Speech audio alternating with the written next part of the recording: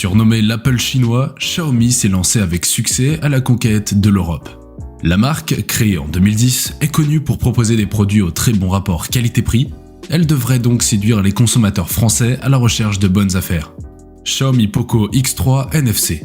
Le Poco X3 NFC se pose en alternative crédible au Poco F2 Pro. Certes, il n'a pas de dalle OLED ou la plus puissante des puces, mais son bon écran bénéficie du 120 Hz et son processeur de milieu de gamme est le plus récent de Qualcomm, ce qui lui confère d'excellentes performances.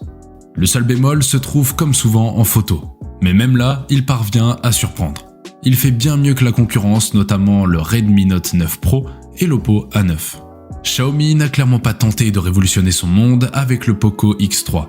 On a ici un écran plat et percé en haut au centre pour abriter le capteur photo frontal.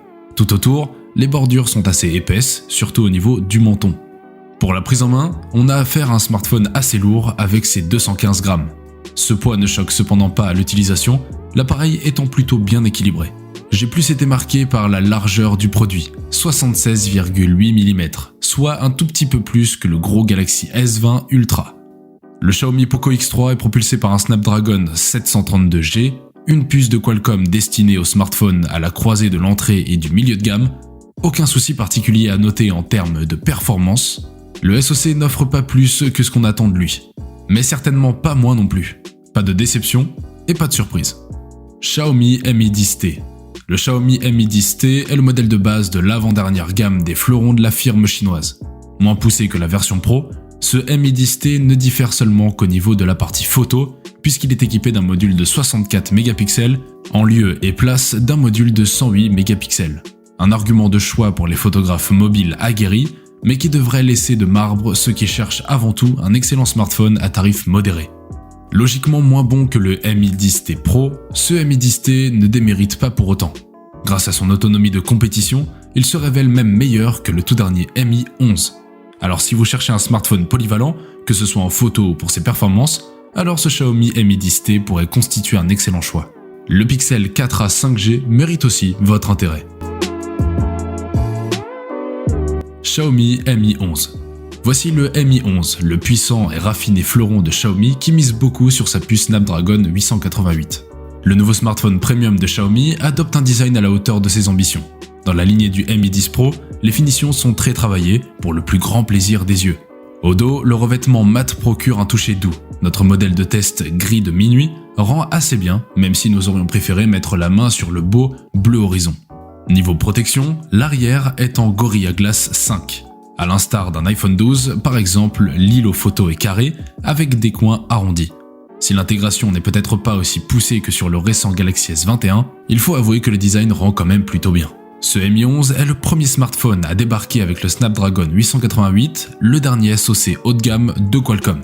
Il est ici couplé à 8 Go de mémoire vive. Cette nouvelle puce s'est révélée excellente, mais pas à la hauteur de nos espérances. Elle se classe toutefois parmi les meilleures du marché.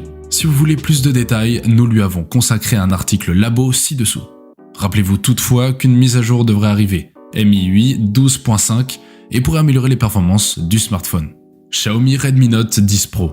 Le Xiaomi Redmi Note 10 Pro est promis à un beau succès commercial comme nombre de ses prédécesseurs.